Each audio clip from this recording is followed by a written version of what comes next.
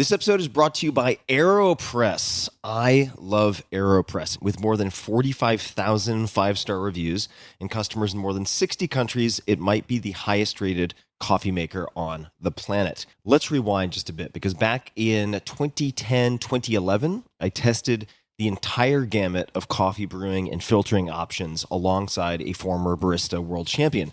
This was for research for the 4-Hour Chef. That concluded with a statement that the AeroPress was, quote, bar none, my favorite brewing method, end quote. I even mentioned it and made a cup of coffee on Late Night with Jimmy Fallon using the AeroPress. Here is the back story. Remember the Arobi, the amazing UFO-like disc that you could throw farther than a football field? Alan Adler, a mechanical engineer and Stanford University lecturer, created that. Then, after conquering the 1980s toy market, he began to obsess over one thing: coffee. The result was the AeroPress, which debuted in 2006. It was quickly adopted by the specialty coffee community, and it became so popular with the barista community that someone in Oslo, Norway, started a World AeroPress Championship. Because the AeroPress combines the best of three brewing methods, you get a cup that is full-bodied like a French press, smooth and complex as if you were using a pour-over method, and rich in flavor like espresso. Best of all, it's super small. You can pack it in your bag when you travel. It takes literally 5 seconds to clean. It is all practical, no fuss, and you don't have to drink mediocre coffee at your office or Airbnb. And now they have a new crystal clear version, sleek enough for display and tough enough for the road. You can pick one up at aeropress.com/Tim. That's AEROPRESS.com/Tim for less than $50. That's aeropress.com/Tim. And my listeners, that's you guys, can get 15% off. Just use the link aeropress.com/Tim. I highly encourage you to try it out. You will not be disappointed. aeropress.com/Tim. This episode is brought to you by Vuori Clothing, spelled V-U-O-R-I, Vuori. I've been wearing Vuori at least one item per day for the last few months, and you can use it for everything. It's performance apparel, but it can be used for working out. It can be used for going out to dinner, at least in my case. I feel very comfortable with it.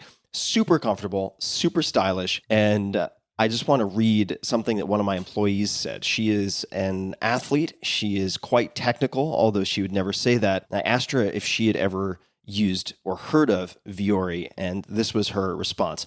I do love their stuff. Been using them for about a year. I think I found them at REI. First for my partner, t-shirts that are super soft but somehow last as he's hard on stuff. And then I got into the super soft cotton yoga pants and jogger sweatpants. I live in them, and they too have lasted. They're stylish enough I can wear them out and about. The material is just super soft and durable. I just got their Clementine running shorts for summer and love them. The brand seems pretty popular, constantly sold out. In closing, and I'm abbreviating here, but in closing, with the exception of when I need technical outdoor gear, they're the only brand I've bought in the last year or so for yoga, running, loungewear that lasts and that I think look good also. I like the discreet logo.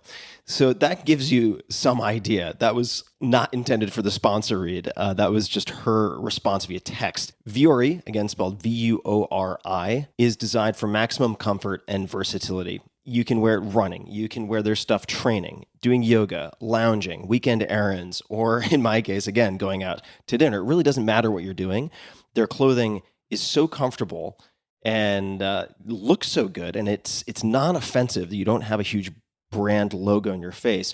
You'll just want to be in them all the time. Their men's core short, K-O-R-E, the most comfortable lined athletic short, is your one short for every sport. I've been using it for kettlebell swings, for runs, you name it. The Banks short, this is their go to land to sea short, is the ultimate in versatility. It's made from recycled plastic bottles, and what I'm wearing right now, which if I had to pick one to recommend to folks out there, or at least to men out there, is the Ponto Performance Pant. And you'll find these at the link I'm going to give you guys. You can check out what I'm talking about, but I'm wearing them right now.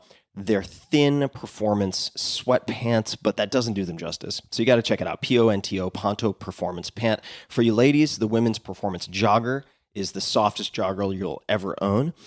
Vuori isn't just an investment in your clothing, it's an investment in your happiness. And for you, my dear listeners, they're offering 20% off your first purchase.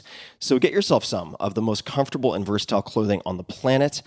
It's super popular. A lot of my friends I've now noticed are wearing this, and so am I.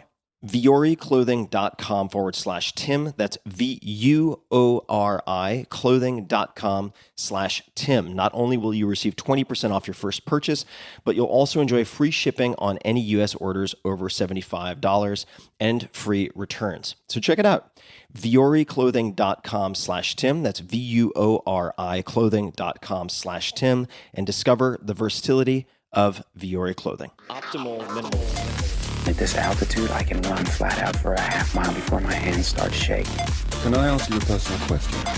Now would seem an appropriate time. What if I did the opposite? I'm a cybernetic organism, living tissue over a metal endoskeleton.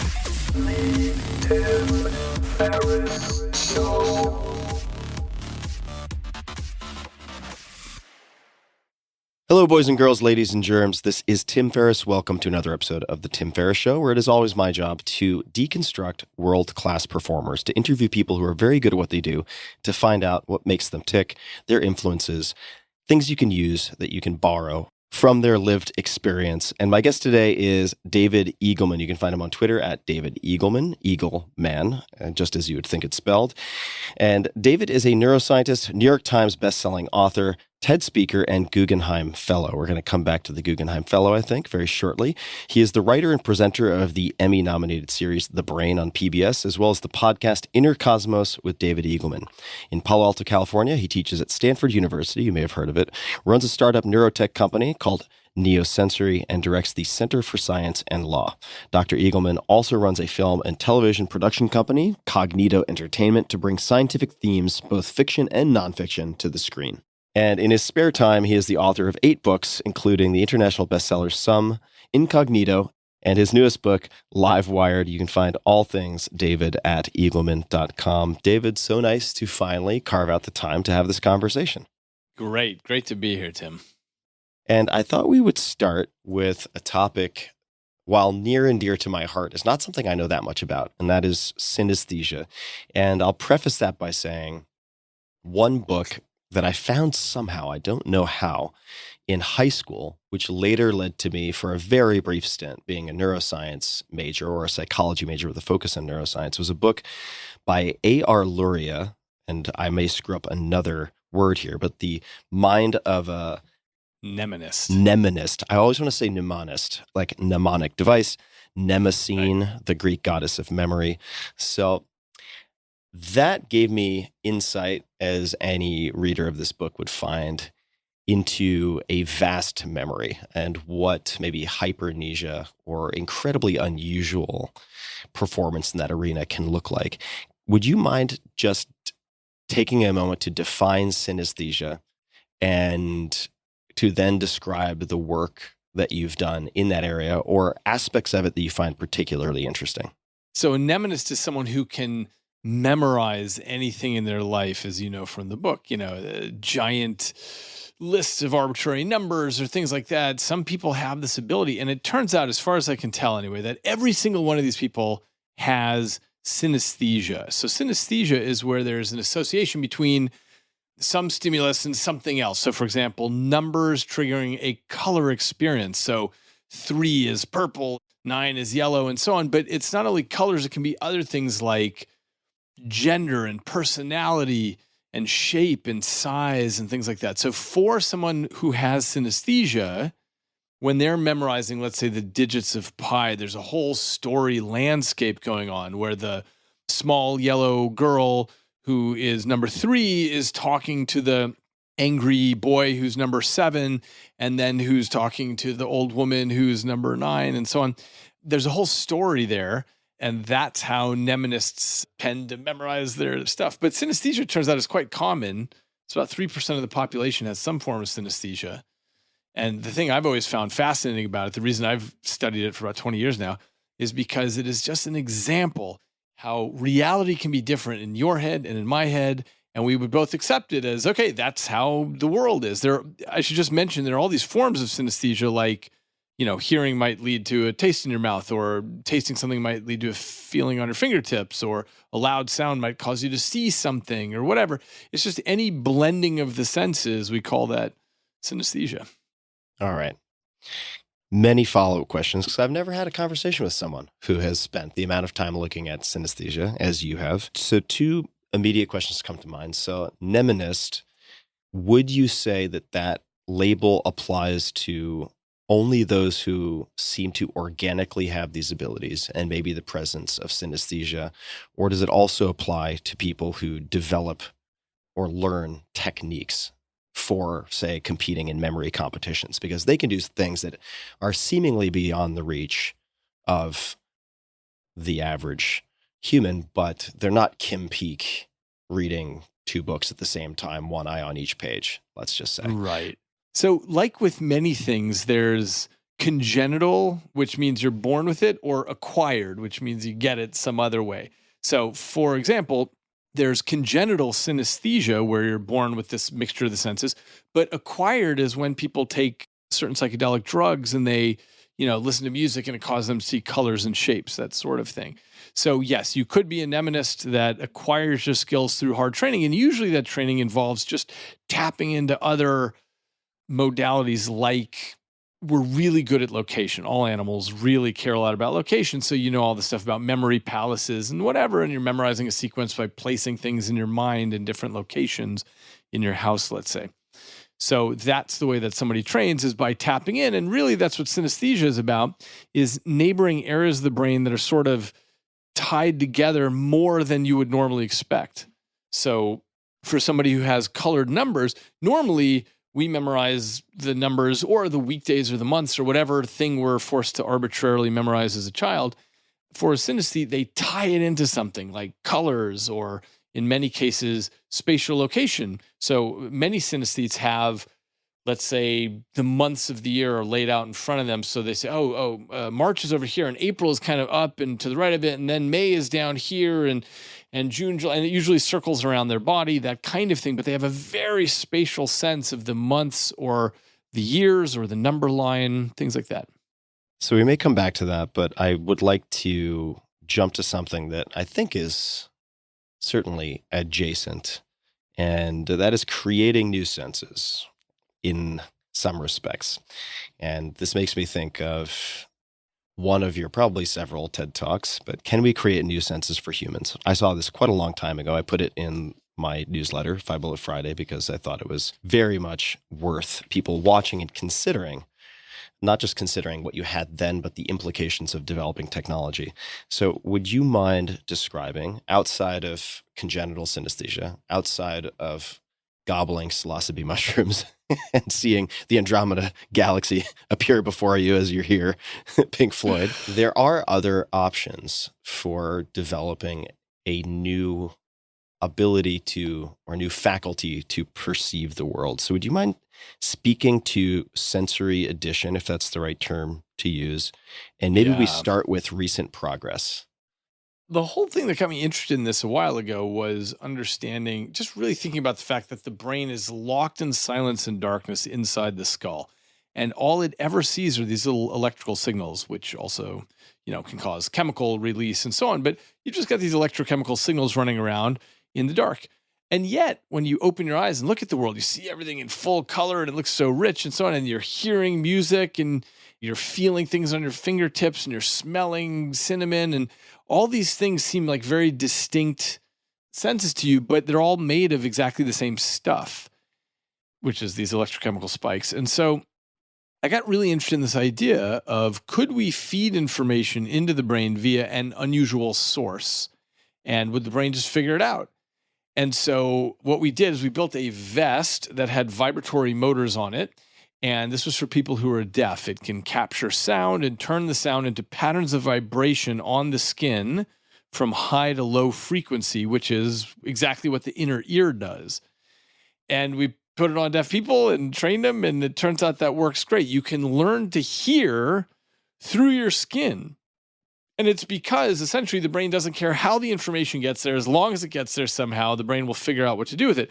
And the way it does is by making correlations with other senses. So, you see the dog's mouth move and you feel the barking on your skin, and your brain figures out, oh, that's the sound that goes with that. And so I gave the TED Talk on it where I showed the vest. And then in the interim, what I did from that time is I shrunk it down to a wristband. I actually spun a company off. So I should say we shrunk it down because the whole company was involved in this very hard work. Shrunk it down to a wristband, and we're on wrists all over the world. And that's not only for deafness, but also for tinnitus, ringing in the ears. I can explain how that works if interesting, but also for age-related hearing loss. So as people get older, they lose their high frequencies.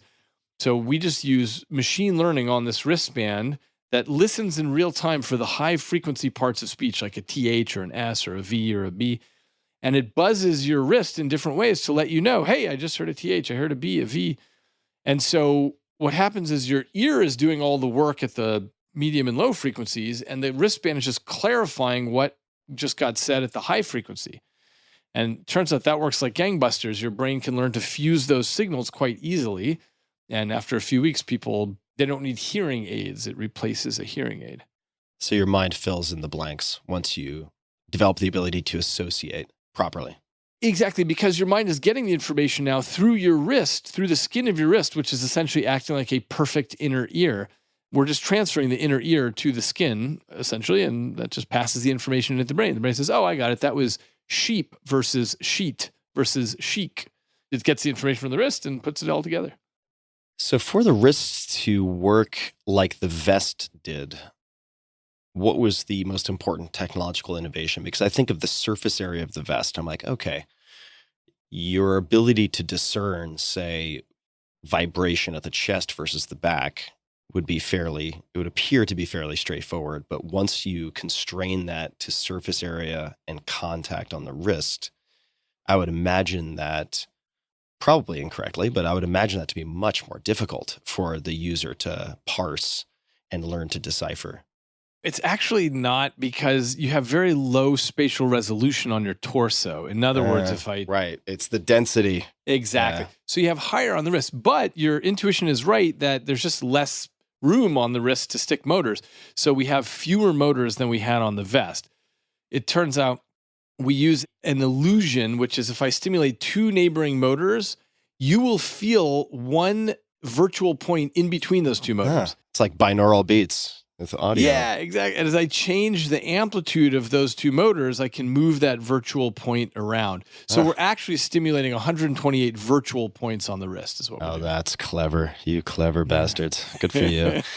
So I wanted to ask about maybe not replacement therapy in the sense of hearing, say hearing loss, fixing hearing loss, or fixing a pathology. I think that would be fair to say, with tinnitus or tinnitus, which I happen to have. So I'd be curious to know how that works. It's not very pervasive in my lived experience, but it does happen. I'd love to know also, so this is a very sloppy compound question. You can choose as you would at a buffet where you'd like to go with it. What might exist for healthy normals in terms of augmenting the scope of their sensory experience? I don't expect it will all become mantis shrimp or something like that, but I'll mention a name that people might want to look up. Ed Cook, and I don't know if you know this name, but he trained the author behind a book called Moonwalking with Einstein to win the National Memory Championships in the United States. Ed himself, very, very high-level memory competitor, also fascinated with sensory substitution and sensory addition. So maybe we could start with the tinnitus or tinnitus, and then go from there to what do you think the applications are or could be for healthy normals, if that makes sense. Terrific. Okay, so first thing, by the way, is that everyone calls it tinnitus and audiologists call it tinnitus, and either one is correct. So okay, great. Good. Second thing is, the way it works is something that is so simple. It's called bimodal stimulation, but all it is we're playing tones, boop, boop, boop, boop, boop, boop, around your tinnitus frequency, and you're feeling the corresponding buzzes on your skin. So you're hearing the sound in your ears and you're feeling the buzz on your skin. That drives down the tinnitus as much as any solution that exists. The reason it works, there are very complicated arguments, but I think the simple thing is that you're teaching the brain what is a real external sound, because the skin is giving you verification that the sound actually is real. Yes, external. Yeah, exactly. As opposed to the beep on the inside, which is fake news. Originating externally. Right. Yeah, exactly. Yeah. But the stuff on the inside isn't real, and it doesn't get verification or confirmation on the wrist. And so your brain figures out, oh, okay, I don't need to pay as much attention to that. So that's how that works, which is cool. So we're doing all these things in the hearing space, and that's actually what my company Neosensory is on the market with, because that's all a very direct path. But the really interesting thing is we've got 70 projects, 70 different projects about sensory addition and sensory expansion.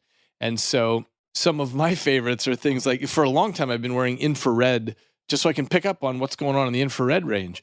You can actually do this in the near infrared or the midwave infrared, but in the near infrared, the first time I put it on, I happened to be walking at nighttime in between a couple houses, and I suddenly felt all this infrared radiation, but I couldn't figure out where it was coming from. So I just followed my wrist, and there was a security camera with infrared LEDs, which normally is totally invisible to you. You can't see that, but it was so obvious to me that the security camera was there because I could feel it. But in the mid-range, that's when it's really interesting, because that's the temperature. That's where it's picking up heat signatures. And so I can like walk through the parking lot and know immediately which cars have been parked there a while and which ones have just pulled up in the last half hour, because there's a lot of heat coming from the engine block. I can just feel that. Or I happened to go in the library the first time I was wearing this, and I could tell there were 2 empty chairs. I could tell which one was sat in at some point in the last half hour, because there's still a heat signature there. And even the books on the display where people have recently picked up a book, they still leave the heat signature there. So it's really amazing. It's like slicing up time in a different way when you're tapped into the infrared range. But we have all kinds of projects where you can feed in data from the internet, stock market data, Twitter data. One of the cool things that we did is we took one of these smart watches that can pick up on your skin response and heart rate variability and that stuff. And then using the API, we fed that data out and over the internet and then to the wristband, so you can feel all that. But the interesting part is when you take the wristband off and put it on someone else. So let's say your spouse is tapped into your physiology. Your spouse can feel the things that you're... Time to leave Tim alone. He's dysregulated. Exactly. I have really no idea if this is a useful thing for marriages, but it is totally cool to be able to know when someone else is feeling stressed out. I mean, the reason we did this over the internet is so you can be on the other side of the globe, and you could suddenly call your wife and say, hey, baby, you stressed out? You feeling okay? And anyway, it's just a really interesting thing. So we're exploring lots of things. None of them have clear market paths, but they're the thing that feed me scientifically. Of the 70 experiments / projects that you have running, why did you choose the infrared for yourself? Oh, because several of them are clinical. They have to do it, let's say, for example, for prosthetic legs or peripheral neuropathies or whatever. We're just feeding data in. But because I don't have any of those problems, not yet, knock on wood, it turns out that I'm into the idea of sensory expansion. Can I tap into other things? And one of the things, as maybe you remember from my TED Talk, one of the things I've always been fascinated by is how little we see of the world. We see such a tiny fraction of what is happening out there. So I've always wanted to be tapped into a lot more. Just as an example, you may remember this from the TED Talk, the amount, what we call visible light, the Roy G. Biv, that's less than a 10 trillionth of the light that's out there, of the electromagnetic spectrum.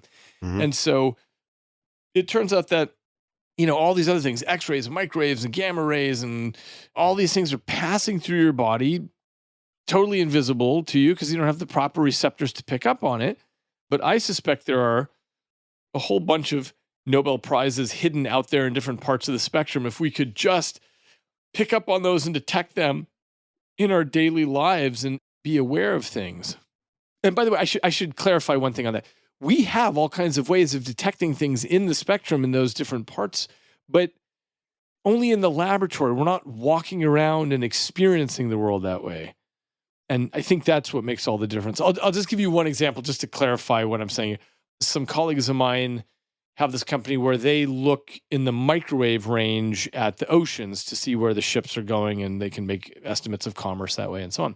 But what they discovered quite accidentally is that if you look at water in the microwave range, you can tell if it's drinkable or not. You can tell what water is drinkable and what's not. And nobody knew that before. It's just one of these things where you have to look and say, oh, hey, did you notice this? And so that's what I think we are set up for, is so many discoveries of just being in the world and having different types of vision on the world. If you had to maybe edge into the realm of science fiction, but informed science fiction, could just be informed projection. Let's say in the next 5 years, what would be your wildest hopes or dreams for the future of this type of technology? One of them is that I think we can really use AI and machine learning for a lot of very useful stuff. I'll give you one example of actually a company that spun off from our company, which is it's these 3 college students who are doing this awesome thing to help people with autism understand the social context that they're in. So kids with autism usually can't tell if the person they're talking to is angry or happy or sad or whatever. So the wristband just uses machine learning to listen and say, oh, that person is angry or happy or sad or whatever, and then just buzzes to tell you the right answer. And this kind of thing is so useful. Obviously, we are in the middle of this explosion of what's going on in AI, and to be able to use that and do some very sophisticated thing and then just feed the data back into the user and just tell the user the simple answer to the very complicated thing going on out there. I think we're just going to see so much of that happening. Are there any other applications that come to mind? And it doesn't have to be human-centric. It could be something like the augmentation you described with microwave range and the potability of water. But do any other applications come to mind? You know, one that we proposed a long time ago and we sort of did a tiny bit of work on is about stock market data, summarizing what's happening in the stock market, and moment to moment, you can feel it on your skin. There are many ways to do it with whole patterns or just like, hey, I want to follow Google and Meta and whatever. And you can feel what's going on. And what I'm interested in is if we train someone for the long term on this, can they get to the point where they say, I just have this feeling, this gut feeling that oil is crashing right now or something, without even being perceptually aware of what all these signals are and what they mean? Can they just develop a direct perceptual experience of the economic movements of the planet? Just developing trading intuitives Yeah. by feeding them lots and lots of data. Because that's all vision and hearing and all this stuff is. Yeah. We experience lots of data. When you're a kid, when you're a baby, you don't know how the heck to use your eyes or ears or whatever. You're just getting all this data going into the darkness there, and you figure stuff out. You figure out correlations. Yeah, it also ties in, and I suspect we won't go too deeply on this, but it relates to AI and also just technology in general, machine learning as well, because it turns out some of the things we might have assumed to be very, very complex, playing chess, playing Go, are very easy to train machines for. Whereas if you want a machine to catch a ball, if you want a machine to walk in some capacity, do things that we take for granted, drive a car, some of the simplest things turn out to be the hardest things. And it seems to me that underscores, in a way, how unaware most of us are of how much we are processing at any given point in time. It's remarkable. Yeah. This, by the way, is why I wrote my book Incognito some years ago, which is about everything that's running under the hood that we don't have access to. I mean, the amount that your conscious mind has access to is, it's the broom closet in the mansion of the brain, the part where you say, oh yeah, I'm aware of this. I mean, look, I'm raising this cup of water to my mouth. I have no idea how I'm doing the thing with my arm and my elbow and I'm getting it to my mouth. All I am aware of is whether I spilled it on myself or not. And, it's like that with everything in your life. Getting a joke, falling in love, driving a car, all this stuff is happening totally unconsciously. Yeah. How do you think these days, this is going to be a bit of a broad question, there's probably a better way to put it, but about memory, and specifically the reason behind the question, or recall, let me make it more specific, is that we learn, we forget, or we use these terms in ways that imply we know what those mean. And I've had experiences where, say I studied a language long ago, 10, 15, 20 years ago. At the time, I was pretty decent. But if you were to put me in circumstances that required German right now, I would not be able to perform.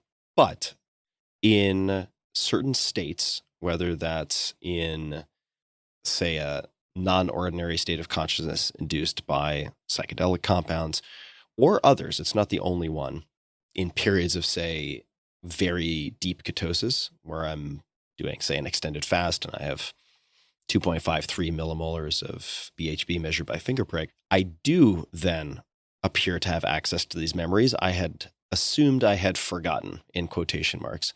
How do you think about these things?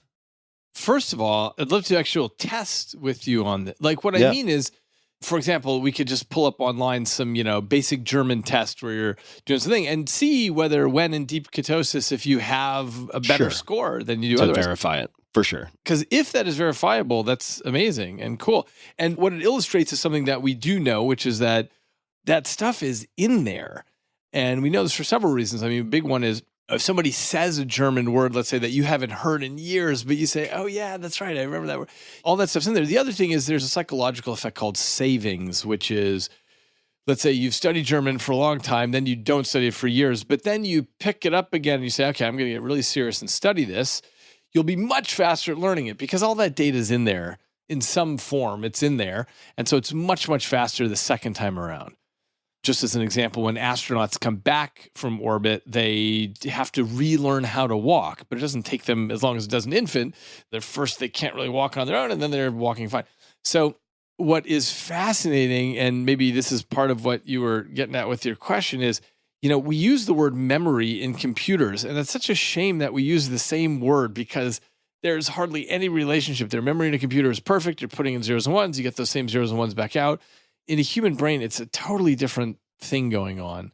And in my last book, Livewired, I talk about how memory actually has to get moved around in the brain and moved into different states. And there's all kinds of weird stuff. Here, I'll flag one or two, which is one of them is that memory actually has to be reconsolidated after you take it out of long-term storage. So maybe you knew this, but let's say to a listener, if I ask you, what's the name of your fifth grade teacher? You haven't thought about that presumably in a very long time. So you bring that out of cold storage, let's call it, and you're thinking about it now. Now it's an active memory represented by spikes running around in the brain. If you get hit in the head right now, that'll be gone. It'll be gone. Or if I give you a protein synthesis inhibitor. Meaning that you've brought it to the bullpen, so to speak, but now it's Yes. vulnerable to interruption in such a way that it would not make its way back to cold storage. Is that what you mean? That's exactly right. That's exactly right. Wow. Did not realize that. Yeah, a memory needs to be reconsolidated. It needs to be taken from activity back into the structure of the system. And so it's vulnerable to erasure. Super weird. But I'll just, as a side note, scary memories, very emotionally charged memories, are not erasable. Those are unerasable, which sucks actually, because those are the ones that, trauma victims often want to erase. You have what amounts to a secondary memory system that says, hold on to that because that's the really important stuff. Are there any researchers who come to mind, could be thinkers, writers, who are doing a really interesting job of just examining the question of what, if anything, gets permanently deleted to come back to the human versus computer? Because I've been shocked how things can surface from the recesses of my mind that I assumed had long been sent to the landfill, right? There's, let's just say, sort of this active working memory. Then you have the cold storage long term. And I assumed okay, at some point the warehouse is full, things get taken to the landfill. But lo and behold, certainly recognition is easier, but at points I've also had the recall. Is there any particular researcher or any resources that are institutes who are looking at this in interesting ways?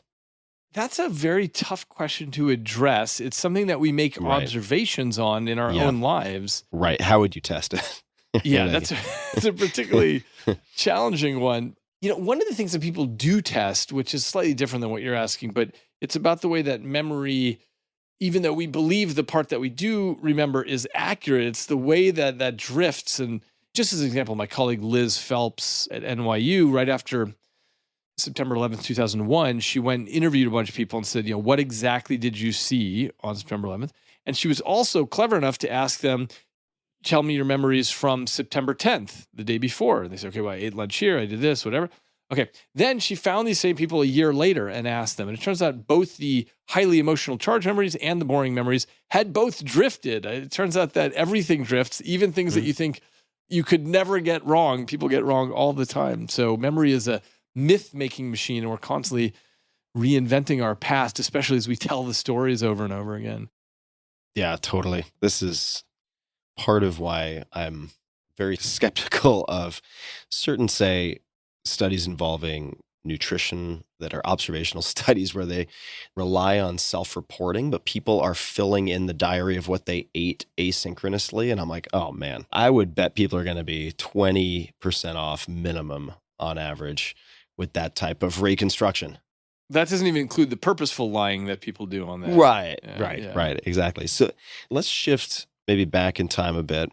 I know we've been talking about a number of the books, and I'm going to come back to Livewired, but I wanted to ask you about influences. And maybe we could start with one who some folks will recognize, but Francis Crick. How did you meet Francis Crick? I did my postdoctoral fellowship at a place called the Salk Institute, and that's where Francis Crick was. And for anyone who doesn't know, he was the co-discoverer of the structure of DNA and just figured out all these massively important things in molecular biology. He was essentially the titan of the 20th century in biology. And I, like many people, I think, had assumed he had already passed away or something. I didn't realize he was still trucking along. But the thing that was so special about that guy was that he didn't have any of the constraints that other scientists did. So other scientists all have to, whatever, we write grants, we write papers, we have to do mentoring grad students, whatever, reading applications. But because he won his Nobel Prize when he was young, he just didn't have any of that. And as a result, he was able to just spend 100% of his time doing deep thinking. And that was it. I walked into his office. He had a stack of all the journals there, Science and Nature and Journal of Neuroscience and so on. And he was flipping through it. And one day I asked him, I said, what is he looking for? Because it looked like he was looking for something. He said, I don't know. I'm just looking. He was an amazing guy, precisely because he was so high IQ, so high octane, and had no other constraints on him. I've never known anyone who happened to be in that position before. So when you mentioned the 70 projects, which I understand is within the context of a for-profit company, so it would make sense to examine a lot of things. But if I just look at your bio, I see many different projects, many different irons in the fire. And I'm looking at an older New Yorker piece. This is from 2011. And as it relates to Crick, who died in 2004. So the advice, and you can't believe everything you read, but I'd love to hear you maybe expand on this or speak to how it impacted you, is the dangerous man, this is quoting Crick, the dangerous man is one who has only one idea, because then he'll fight and die for it. The way real science goes is that you come up with lots of ideas and most of them will be wrong. That's right. What impact did that have on you? Well, I think, if anything, that just sort of meshed with the way I already thought about things. You confirmed what you wanted to do. Yeah. Hold on. Let me take a 1 second tangent here, which is the worst piece of advice I ever had was when I was in college. There was a professor, an electrical engineering professor of mine, and I really liked the guy. And he said to me one day, he said, look, Eagleman, life is like you're a lumberjack, and you go into the forest with your axe. You got to pick one tree, and you just hit that tree. If you take a whack at all the trees, you're not going to get anywhere. And it sounded so wise and so reasonable and so on, but it's just not who I am. I'm just not the, pick one tree guy. And so I think it already. Yeah. You're preaching to the choir here. Yeah.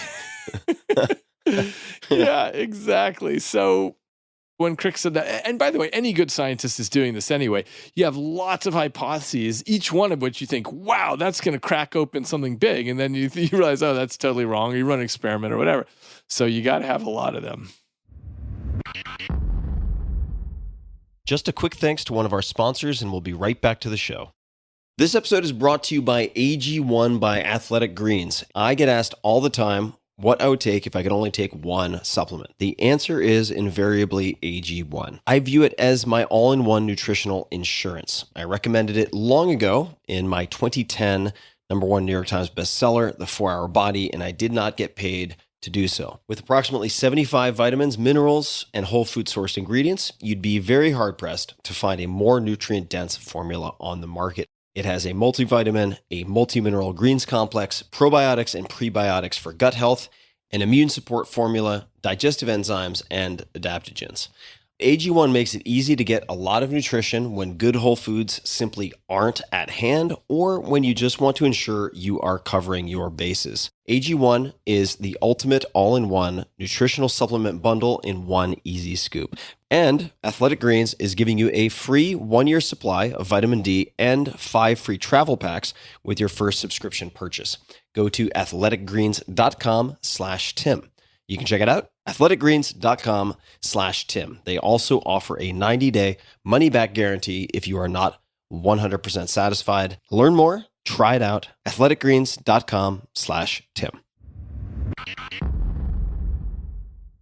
Let's say you didn't have the podcast, which people should check out, Inner Cosmos, David Eagleman, didn't have the production company, you didn't have any obligations outside of science, but you had done something, maybe it was winning a Nobel Prize, where you had the same ability to sit in your office, sit in your lab, and basically do whatever you want. What types of, outside of reading widely and having piles of things on your desk, perhaps as Crick did, are there any hypotheses or experiments that you would have at the top of your list for things to pay attention to? Yeah, lots of them. I mean, I think most of my career has been defined by trying to understand how the brain constructs reality. You know, you've got all these spikes running around, and the question is, how does that make this subjective reality we have with all its colors and sounds and tastes and smells and so on? Why does this biological activity in a whole bunch of cells feel like something? That feels to me like the biggest central question in neuroscience.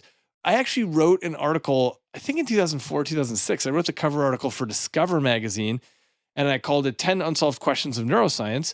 And I defined 10 questions, and these are still equally as unsolved now as they were way back then. And so I feel like there's so much really rich stuff to answer. But anyway, consciousness really sits at the middle. And by the way, for Francis Crick, this was one of his central questions also, maybe the central question that he devoted the end of his life to. You know, how do you put together 86 billion cells and get experience, get meaning out of it?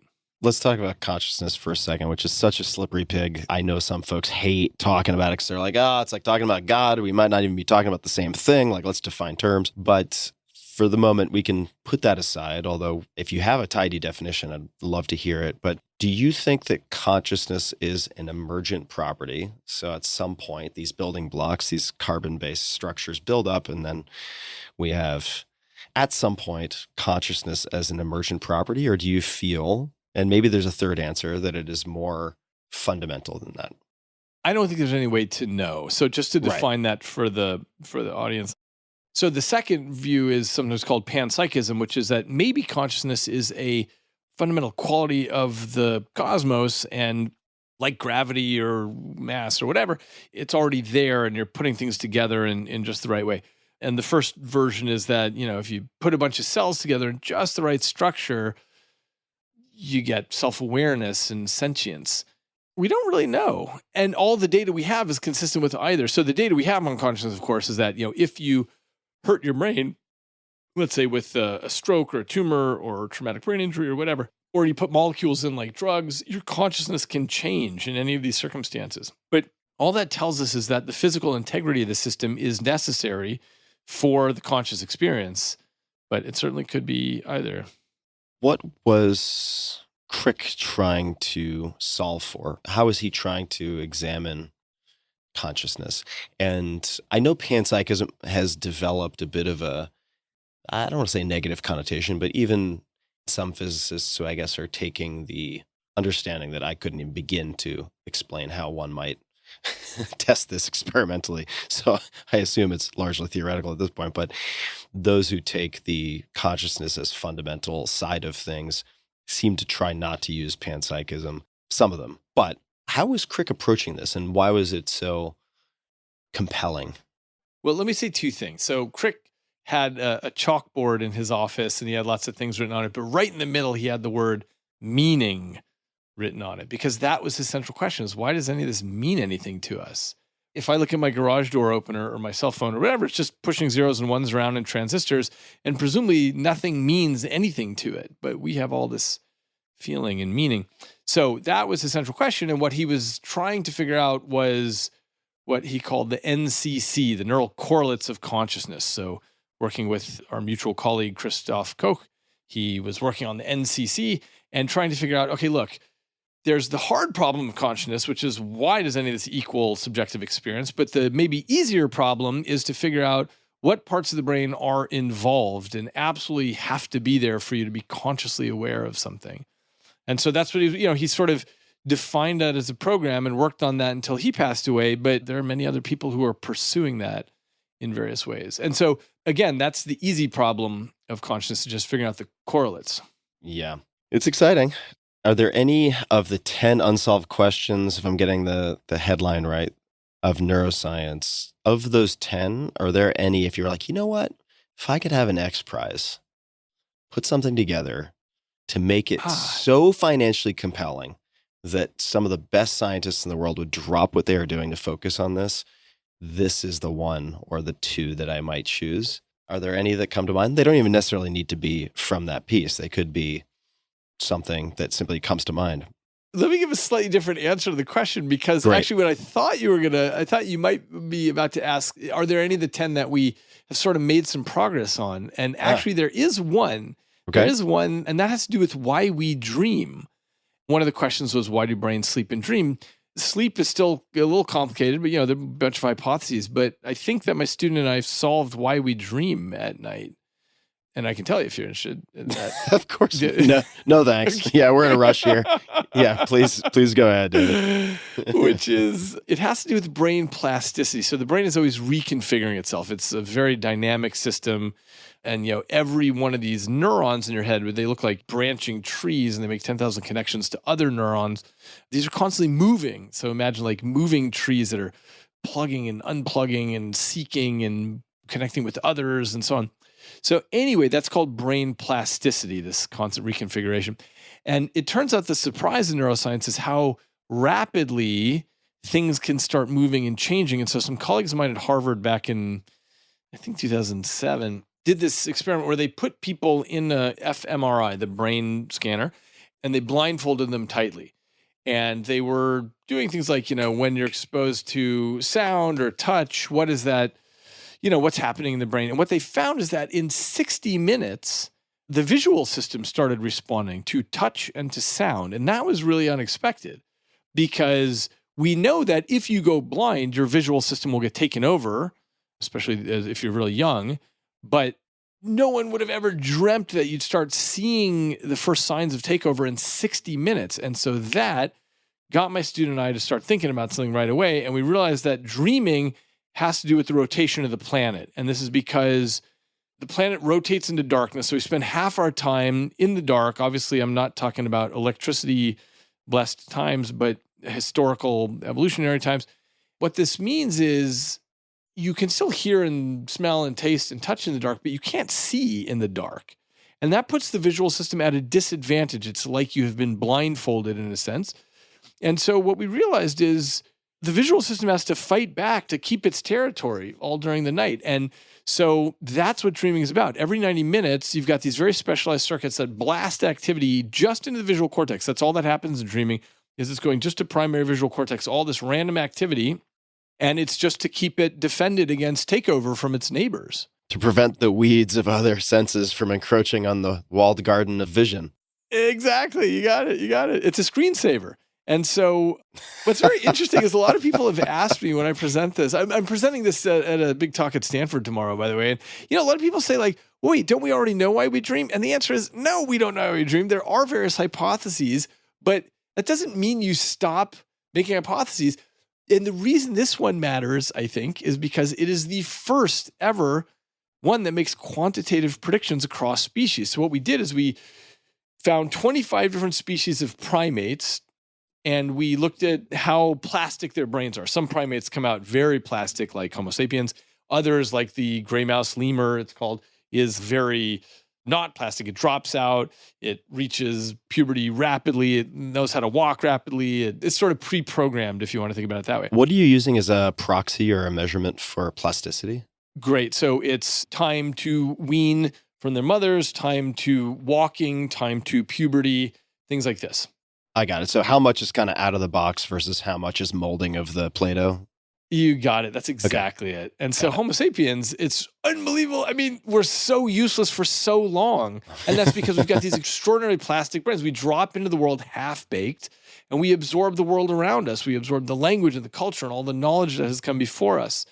And that's why it takes us so long to develop. But some of the other monkeys and apes and whatever, they drop out, they're good to go. And if you look at something like an alligator, it's just like eat, run, mate. That's all it's doing. There's nothing other than the pre-programming that it needs.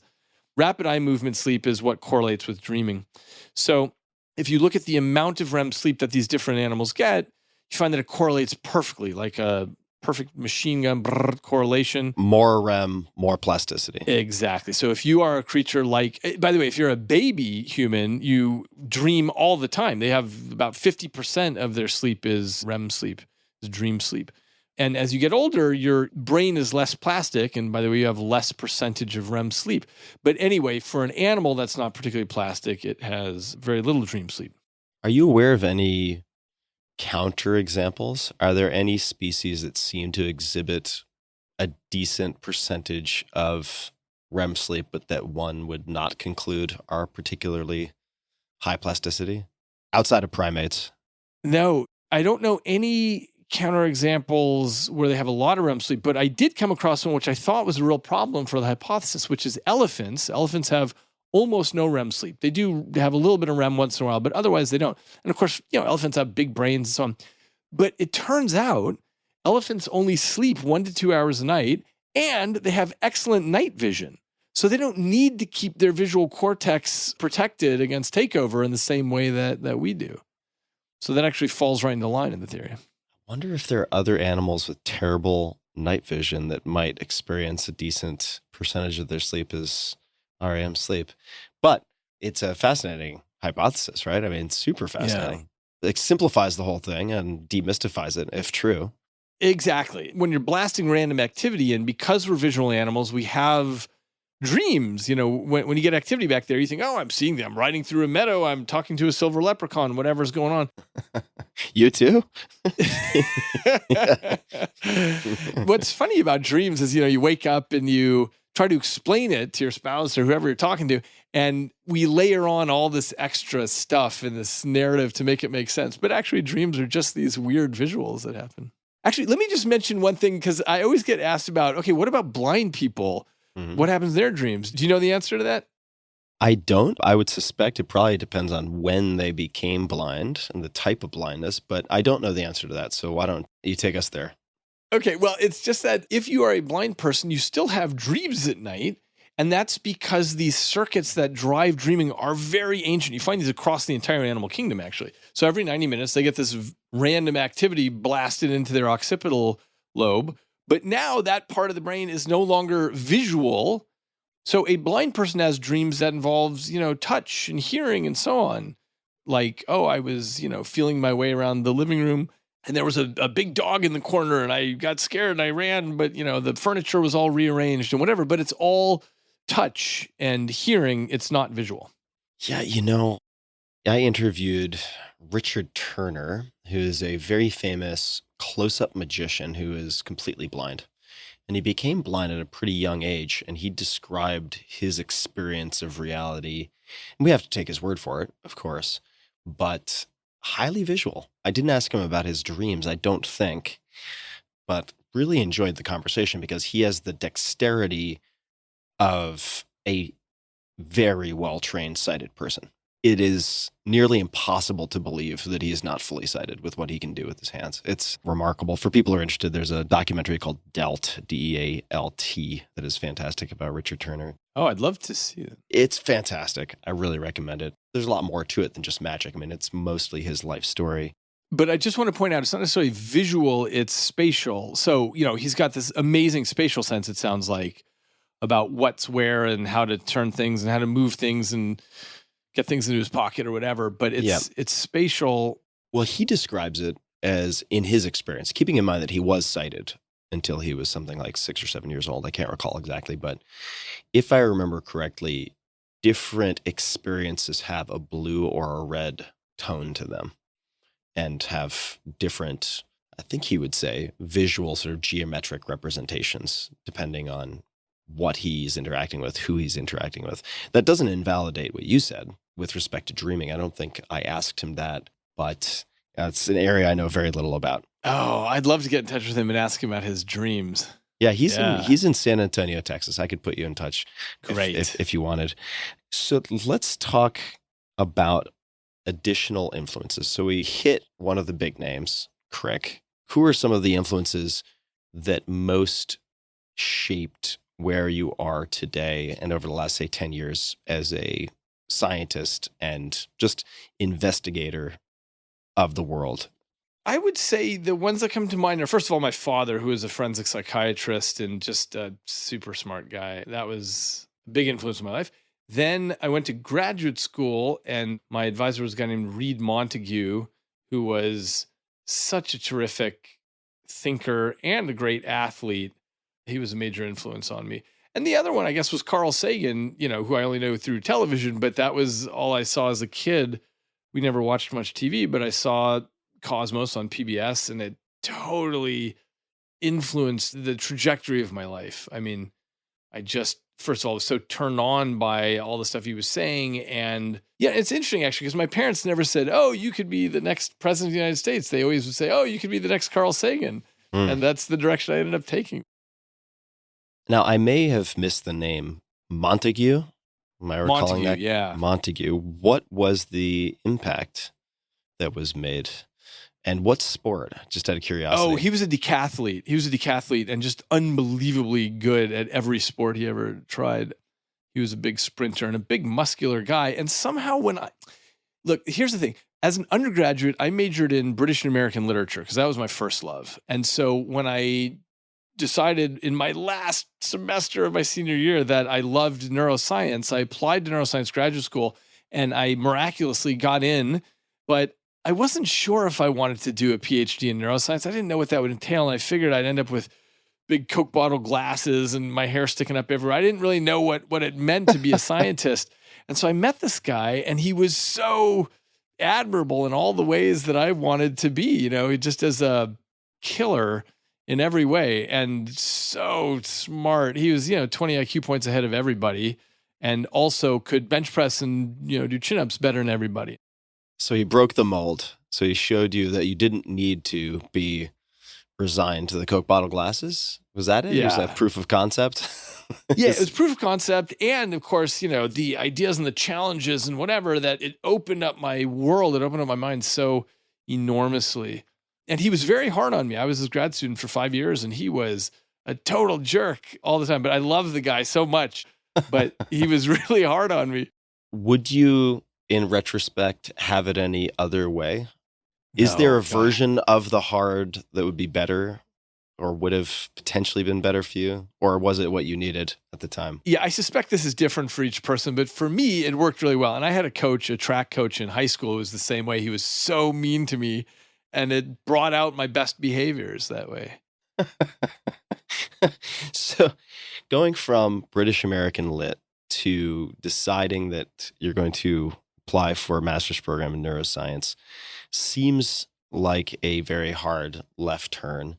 2 questions. So you said very luckily, something along those lines, I got in, but there's got to be a little more to the story. So what was the pitch, maybe in the form of essays, or maybe it's combined with standardized testing? I have no idea what the prereqs were or the application process was like, but why decide to dedicate that time to neuroscience, where you may be buying yourself a little bit of time to figure out what was next?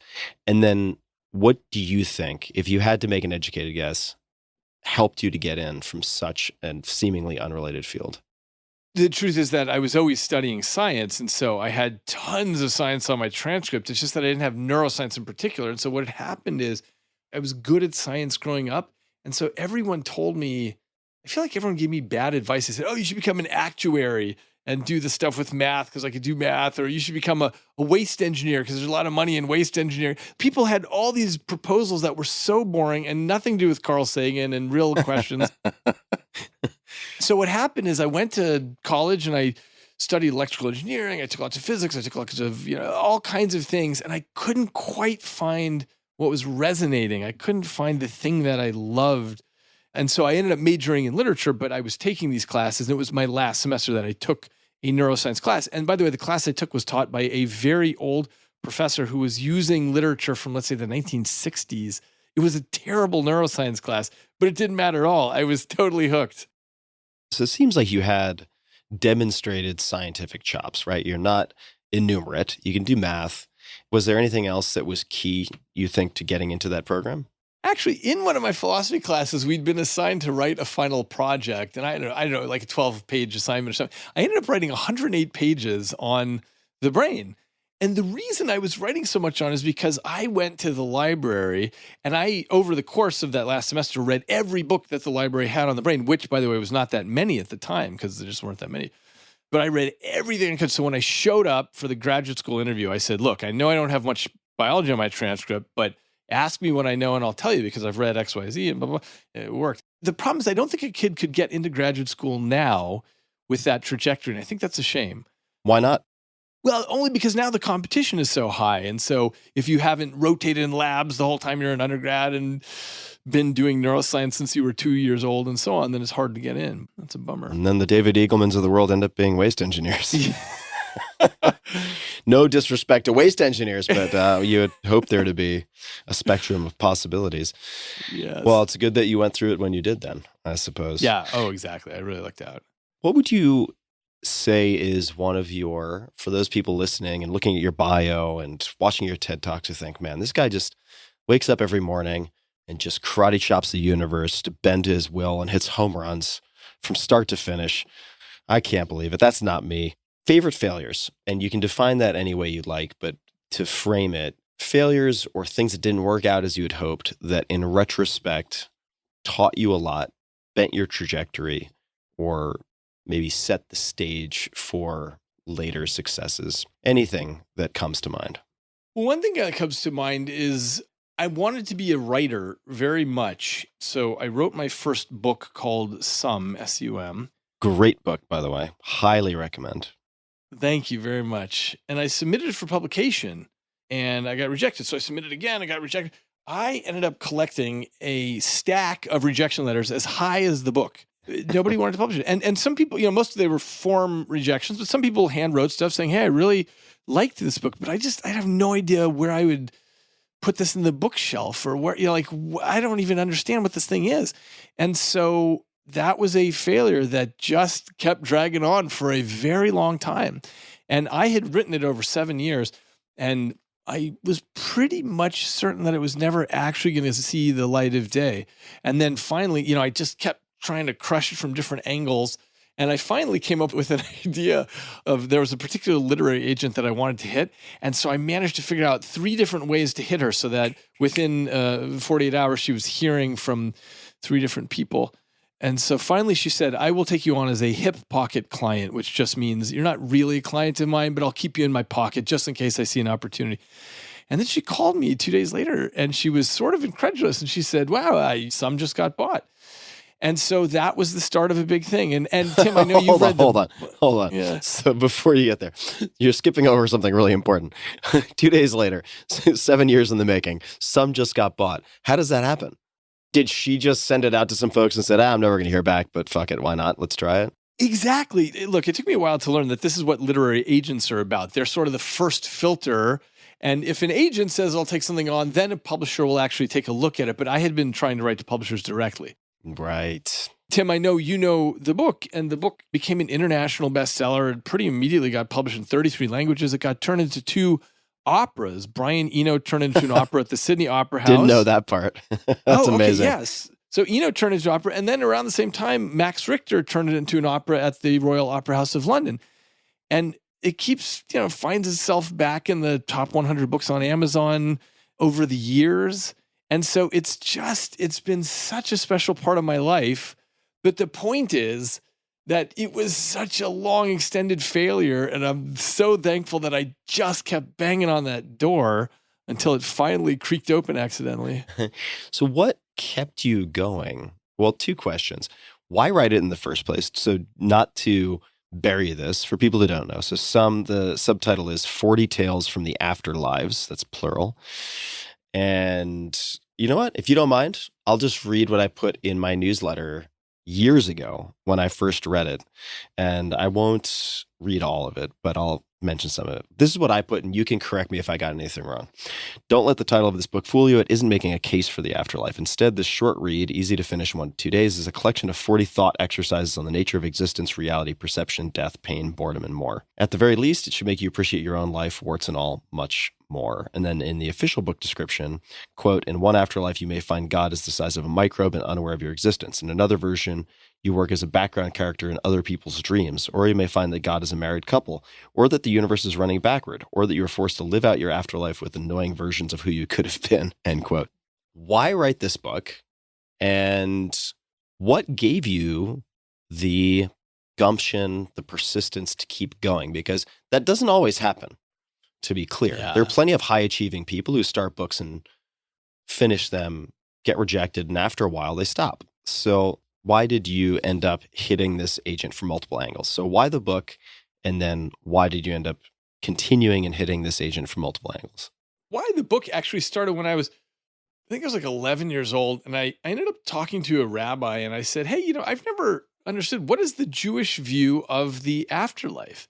And he said, well, you ask 3 Jews, you'll get 4 opinions. And I thought that was so amazing because I'd never heard someone say something like that before.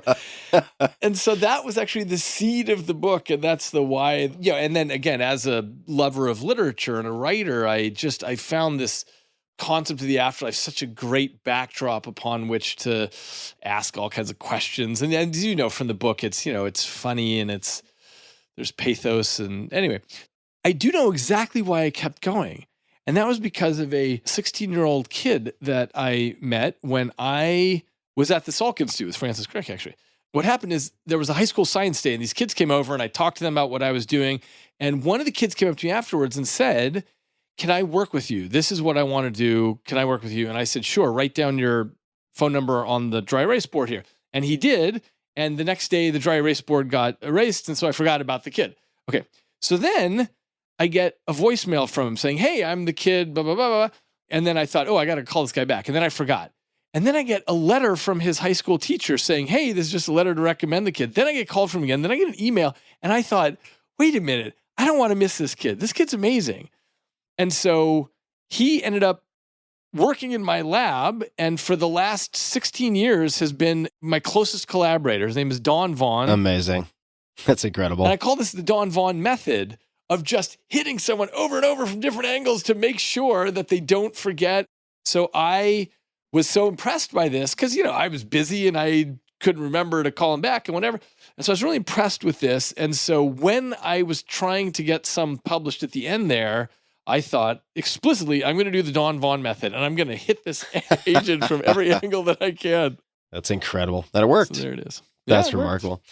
Speaking of literature, I think this is from the New York Times a long time ago, but you've said that Gabriel Garcia Marquez, Italo Calvino, Jorge Luis Borges, Toni Morrison, and William Faulkner are among some of your literary influences, maybe heroes. Feel free to add more, but I'm curious, for someone who has not read, let's assume someone hasn't read anything from any of these writers, are there 2 or 3 books that come to mind that you might suggest people start with? Italo Calvino's Invisible Cities is an extraordinary book about Marco Polo talking to the great Khan, Kublai Khan, about different cities in the Khan's empire. And it's magical realism. And by the way, all 5 of those authors that you named, that I guess I named back in that article in 2011, all 5 of them, they're all magical realism, which means, it's not just writing about the day-to-day stuff, but just feeling free to go off in crazy directions about things that shouldn't be possible, and you just make them possible. So I've always loved that style of writing. All 5 of those are really still my favorites all these years later. 100 Years of Solitude, if someone hasn't read that, Borges' Labyrinths, Toni Morrison's Beloved, essentially anything by Faulkner. The Bear is a great one. So I'll add one more to the list for people who are looking for something very strange. It's also very short, but I think it's The Baron in the Trees by Italo Calvino, which is about basically a young boy who gets in a fight with his father, comes from this esteemed family, escapes into the tree in his yard and never comes down for the rest of his life. And he builds this entire life in the trees, in the canopy. It's about as strange as it sounds. The word hypothesis has come up a bunch in this conversation, and you've said in, I think it was Smithsonian Magazine, that you encourage your son to do hypothesis testing. Could you speak to this and just explain what that might look like? It's anytime he says like, hey, Dad, how does this work? And I've got a daughter now too. And so you'll say, hey, how does this work? I say, well, how do you think it works? They come up with an idea and I say, okay, cool. Can you come up with another idea? They come up with another. Okay, great. Now how would we test that? How would you distinguish those two ideas? So that's what it is, to come up with something on your own and figure out how to test it. Because whether or not they become scientists, I mean, they probably won't for all I know, but definitely want them to be good thinkers and be able to figure things out so they're not dependent on dogma or what their neighbor tells them is the answer, that sort of thing. If you were giving advice to say, let's put you back in the realm of academia. So you've got super promising postdoc, one of the smartest you've ever met, maybe has some IP that is spun out or something that is spun out into a for-profit company. And they come to you to ask for time management advice, prioritization advice, just general life management advice, because they fear that they're going to get overwhelmed. They look at your life, they say, this is the guy who can do anything. He's the decathlete of business and science. And put in that situation, what advice might you give them, or what might you say to them? I would only be able to give what I do, and that is the Lazy Susan method. So do you know what Lazy Susan is? It's the circular thing that sits in the middle of the table. Okay, not everyone knows what this is. And you can spin it around to get different dishes around the table. Exactly. So it turns out I learned a long time ago that Walt Whitman would do this with his writing projects. Each segment in the Lazy Susan, he'd have a different writing project, and he would work on something until he was slowing down, and then he'd spin it and randomly pick a different project and work on that. And that is precisely what I do. I loved seeing that story about him because that's my life. I work on whatever I am maximally resonating with at that moment. And as soon as I start slowing down or get stuck, I just jump to a different project. And when I come back to the thing I had been working on, I'm sort of, more refreshed in a sense, or I've thought of a new idea about it, that kind of thing. Where do you keep this Lazy Susan? Presumably it's not a physical Lazy Susan. Not physical, just in my prefrontal cortex. Yeah, spinning around there. If we could take a closer look at this prefrontal Lazy Susan for a second. Let's just take this upcoming week. So we're talking on a Monday, and I don't know what your calendar looks like. Maybe you could just describe the architecture of your week a little bit. That would actually be very helpful. Okay, so a lot of it is work meetings with my company, Neuroscientist. Some of it is meetings with VCs about that. Then I have various lectures I'm giving. It happens that this week, several of them are virtual lectures, so that's a lot easier for me. Then working on how to do B2B stuff, business-to-business stuff, because we're now selling the wristband not only to customers, but directly to big businesses with big warehouses for their deaf employees. But then let's see, I'm giving a talk to a bunch of Stanford students. Then I run the Center for Science and Law, which is where neuroscience and the legal system intersect. So I'm having some meetings about that.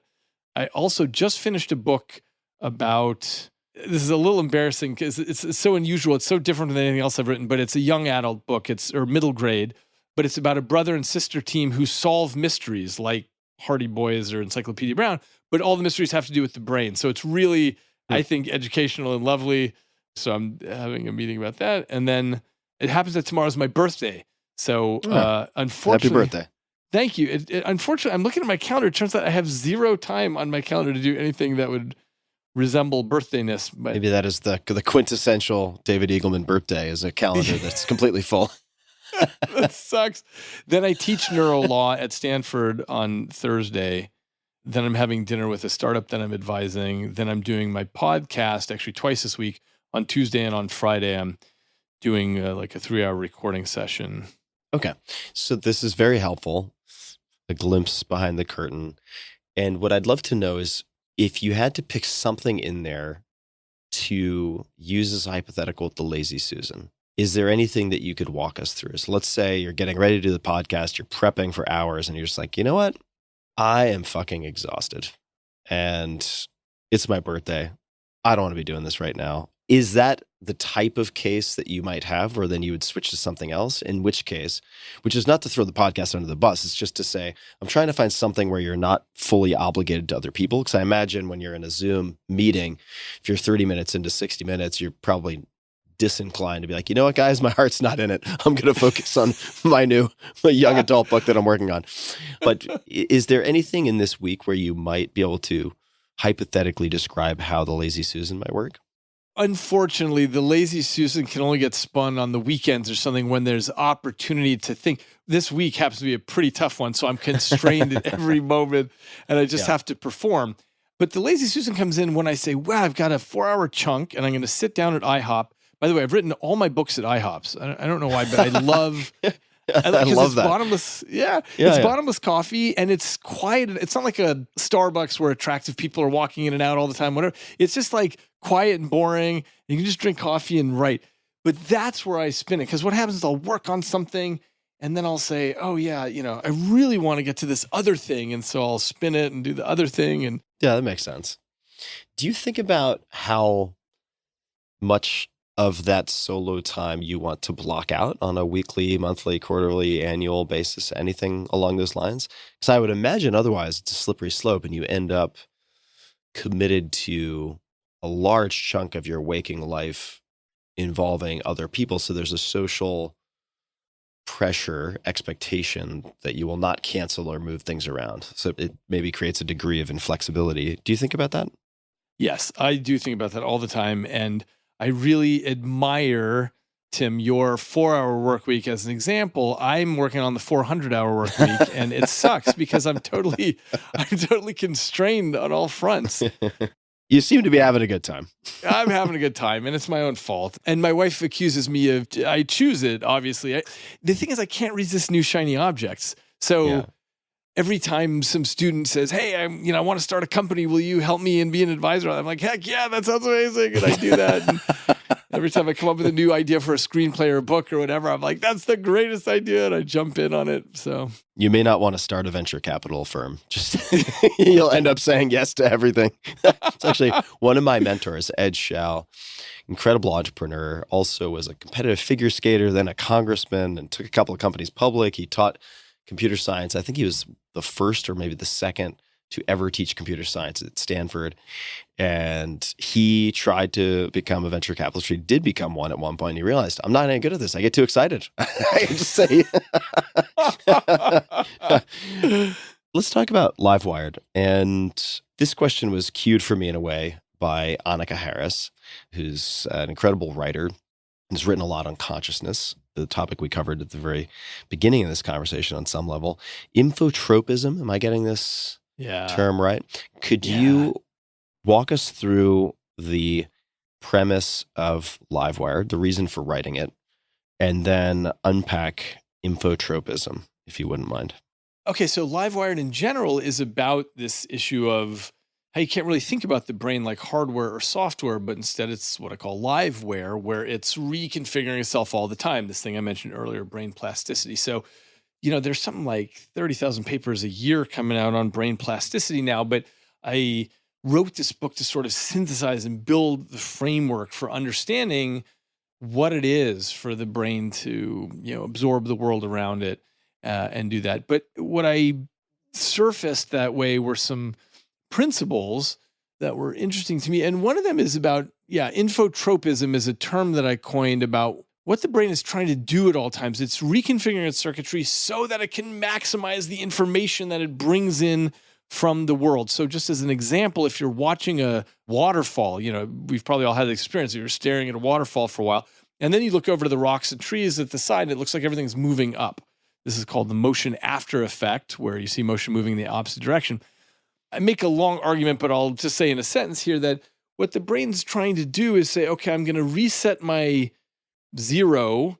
I'm going to recalibrate so that I can see if there's more information here. Essentially, what it would be trying to do is cancel out the downward motion, because it says, okay, there's lots of that, but there's no new information there.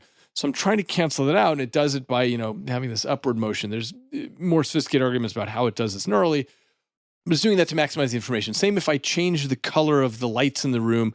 Let's say I make it all red.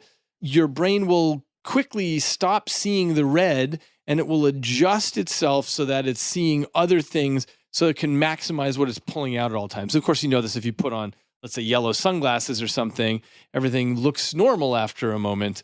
until you take them off again. Anyway, so this is a general thing that the brain's always trying to do, is say, how can I pull the most useful information out of the world by recalibrating everything else around me? What was your hope for, or hope in publishing that book? What would you like people to take from that, or what would you like people to grab and run with from that? I think the notion of how plastic the brain actually is something that's totally underappreciated. There's sort of an idea that I think many people have, which is, oh, you're just born with a brain, and the brain kind of unpacks, and then you're who you are. But really, we are totally functions of our culture and our society.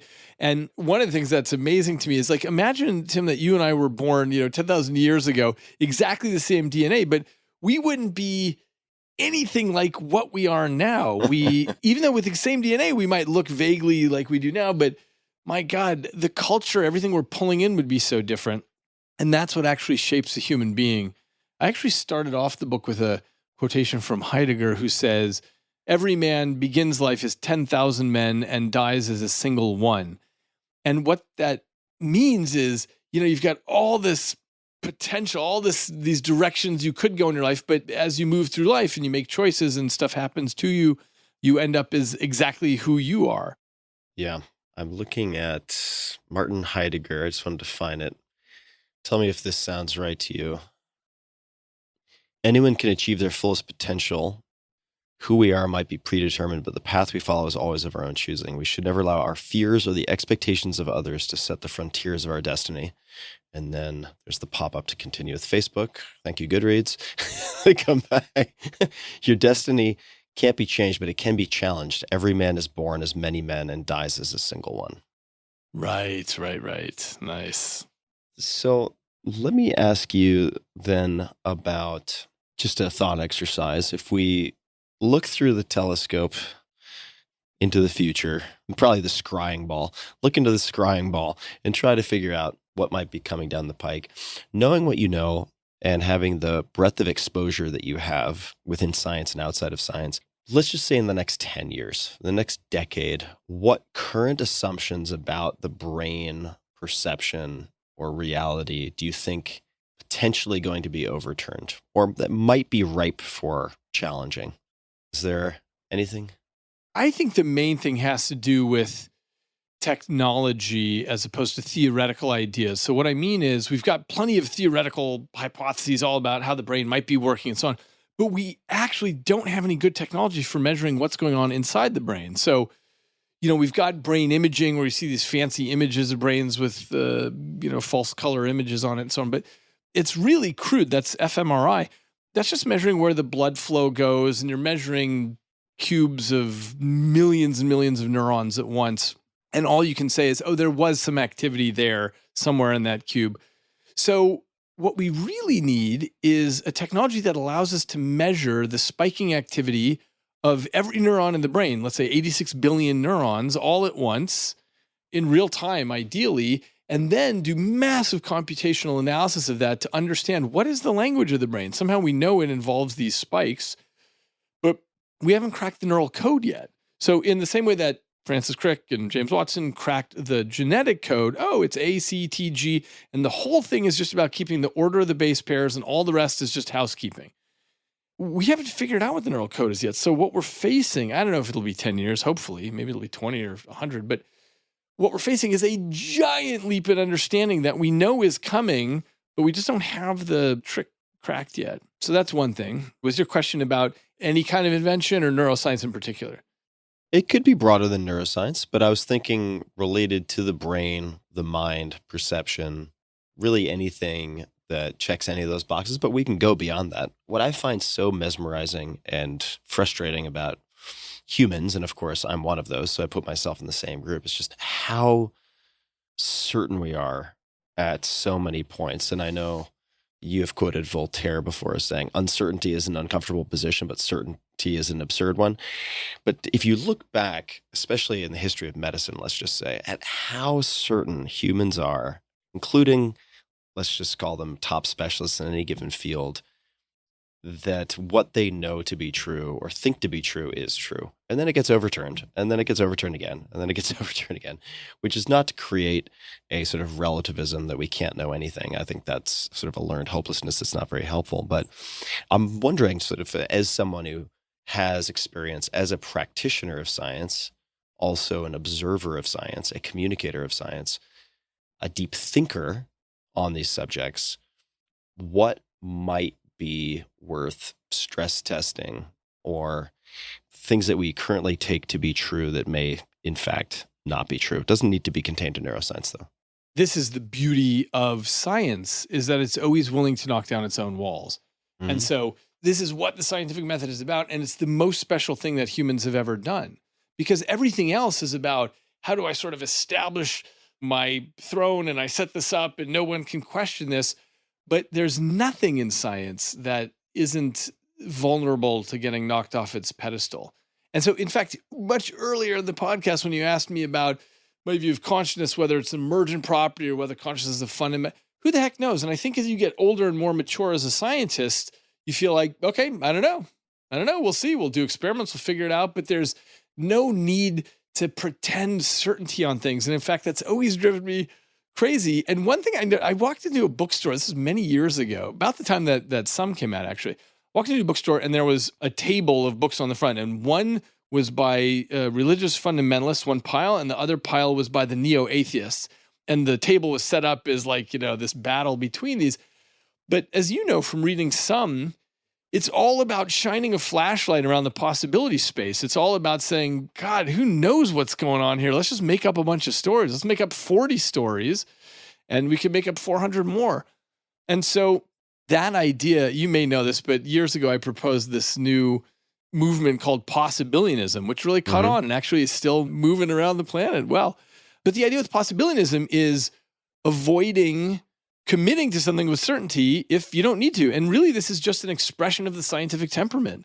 Science is always willing to say, look, what we can have is the weight of evidence at any given time. We can say, oh, that supports this more than this. Okay, great. So we'll sort of provisionally believe this to be true. But it's not about pretending certainty when we don't have enough data. And when it comes to some fundamental questions like our existence here, what the heck? I mean, we don't have any data on that. We don't have enough to know if we should be, I mean, certainly religion, we have enough data to know that all those biblical stories are completely made up and wrong in 1,000 ways. But we certainly don't have enough evidence to say, oh, therefore there's nothing interesting in the cosmos besides us. I mean, who knows? In my very limited muggle experience of science and life, really, the best people, the true outliers in terms of intellectual horsepower and performance, say, I don't know a lot. And I remember going on a walk with someone recently, and they wanted to get my 2 cents, back channel reference check on someone. And my commentary was pretty simple. It was, well, clearly very smart in a lot of ways, but almost no low conviction statements. And that makes me a little nervous. Everything is a high conviction statement, and that gives me some pause. So you're right. I think the reserving the space for uncertainty, and to the extent possible, for me at least, trying to find that exciting, the fact that there's still so much unmapped territory as opposed to debilitating. David, I'm going to ask you a question that is sometimes a terrible question, but I'll throw it out there anyway, and we can delete it if it doesn't pan out, which is the metaphorical billboard question. If you could put anything on a billboard, non-commercial, of course, to get out to hundreds of millions or billions of people, could be a quote, could be a word, could be an image, could be someone else's quote, anything at all. Does anything come to mind? I think I would put a billboard next to an elementary school or maybe junior high or high school. I don't know. I'd have to think about this. But something like, question your truth, because this is the issue that we're always in. Is I've been fascinated by this issue. So, the brain locked in silence and darkness comes up with an internal model of the world with all of its truths, its political truths, all that stuff. And the funny part is that when you look at someone else, let's say on the opposite side of the political spectrum from wherever you are, you think, oh, that person's misinformed. They're a troll. If I just talked to them long enough, they'd come to agree with me and so on. it's weird. Everybody believes this, and everyone on all sides of the spectrum thinks, okay, I clearly see the truth, and I don't know why those other people don't. And so I've just been fascinated by this issue about how completely we believe our internal models. So that's what I would try to do with young people anyway, is just get them to question this issue to minimize their high conviction statements. So how would you, let's just use the elementary school or high school example. This applies to more than that, but let's just say in this case, how would you try to frame this or spin it so that there's some self-interest in terms of not just the maybe more general, become a better thinker, a better human, a better member of society? Is there a way that you could position that cross-examination of one's own thoughts and beliefs in maybe a sort of a crasser way for self-interest, just to get more people to do it, right? Okay, I don't know if this is going to answer the question directly, but one way to get people there is to, for example, if you admire Sherlock Holmes, or, if a kid watches the Benedict Cumberbatch version or whatever, you think, wow, that guy is really noticing things. And that's when you start realizing the limits of your own internal model. You think, wow, I would have never noticed that. Why? Because I didn't pay attention to that. I didn't care about that. But if you admire people who can do things and solve things, then I think it's in your self-interest to say, I want to expand my internal model. I'm not satisfied to say, okay, I've got it. I know the truth. I'm not going to do any more work. Yeah. So something along those lines of inspiring people that way. I suppose House would fit in there, but he's kind of a dick as a character, so I'm not sure if you want your kids modeling that. What's the impetus? And I mean, maybe this is part of the impetus behind the book that you're working on for kids. Oh, the one for kids. Is that? Oh, well, wait, maybe you've got so many projects I can't keep track. Maybe there's another book. The one for kids is done, and that's I'm off to the publisher. But the one that I'm working on, the big one I'm working on, is called Empire of the Invisible. And it's going to take me another few years to finish this, but it is. Nice title. Thank you. It's all about this issue of all the stuff we don't see and don't understand. So I start off with some examples like we talked about with the electromagnetic spectrum and all the light you don't see, but forget it. It's all about the stuff that you think your model is complete and you know everything out there to know, but fundamentally your perception is like a Potemkin village where you just see the facades of things. And if I scratch the surface on anything, like if I were to ask you, hey, do you know how the Electoral College works? You'd say, yeah. And I say, okay, can you explain it to me? And I'd say no. Yeah, exactly. So you start scratching the surface on things. Most people are like, oh, I thought I kind of knew, but maybe I don't really know. So that's what it's about, and how we can expand our perception by asking questions all the time, by not taking our truths so seriously, by understanding there's more out there. That's what it's about. And I'm really jazzed about this book. Right now, it's already 120,000 words. And so I've got to, as I'm finishing it, I got to really crunch it down so that any human will read it.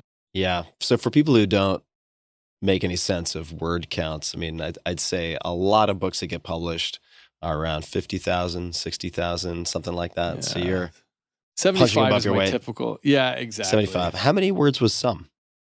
Oh, that was like 30,000. Much shorter.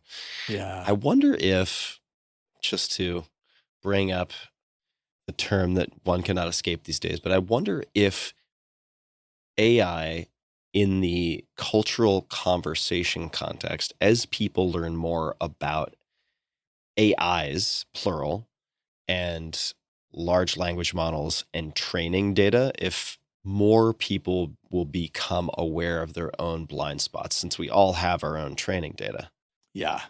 I wonder if, as more of these topics become mainstream, find their way into scripted television and so on, if people will become more aware of their own limitations. I mean, that would be a lofty hope. Not sure if that's going to be the case.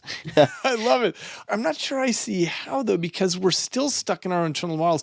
So even if I'm talking to ChatGPT and it tells me all kinds of things I didn't know, now I know those. Each time I add something new to my internal model, I think, okay, now I'm complete. I didn't know that. Now I know it. Great. I got it now. Well, what I mean by that is, for instance, we've been experimenting on my team with summarizing past episodes using ChatGPT, which I think is an incredible tool. But what happens in some instances is the chat interface, or I should say the backend, won't interact just with the training data, because I'm curious to see how it behaves with different parameters. It won't base its summary strictly on the transcript that's available on my website. It will also pull from, say, Google, but much of what has been translated or interpreted or even summarized elsewhere is completely inaccurate. So I'll go through, or a team member will go through, and they'll find all these mistakes. And it's like, okay, interesting. If we're looking at this as the all-seeing, all-knowing, sort of monolith of tech that provides us with answers, we have a lot of problems to solve. It's been a useful tool for me to explore sort of the limitations of sets of training data. I wouldn't expect it to have that effect across the board. Well, remember, it's not all seeing and all knowing in terms of knowing the truth. All it is it's read everything and it's giving you a summary of everything. So if there are people with different interpretations of what you talked about, that's what it'll know.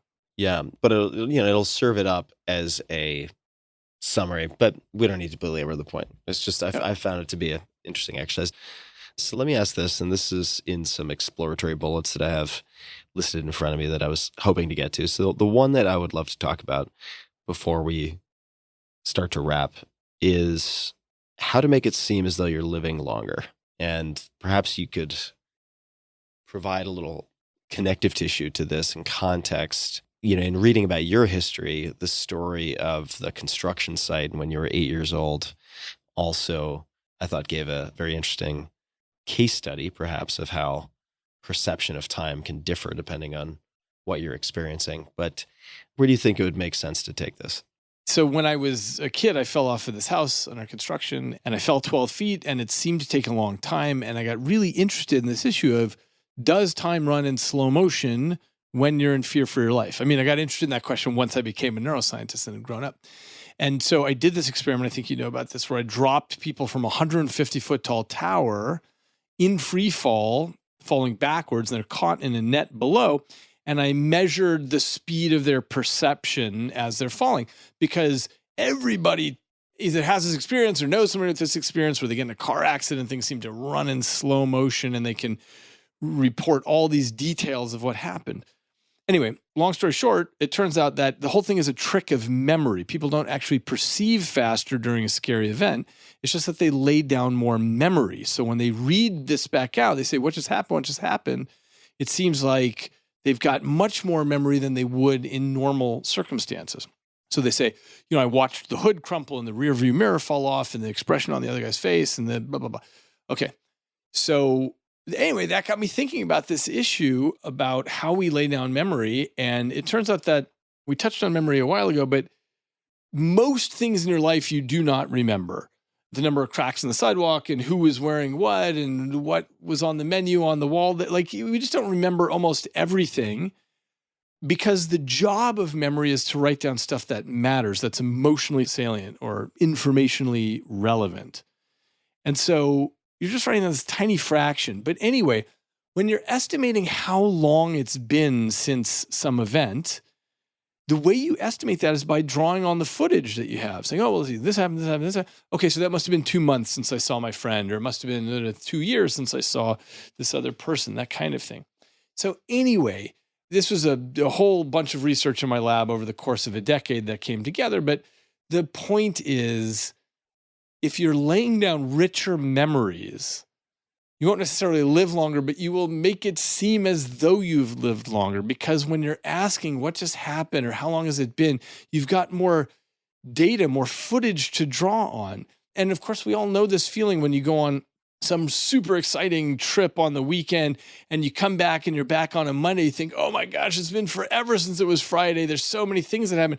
But if you just have a normal weekend, you think, oh my gosh, it's Monday. It was just Friday.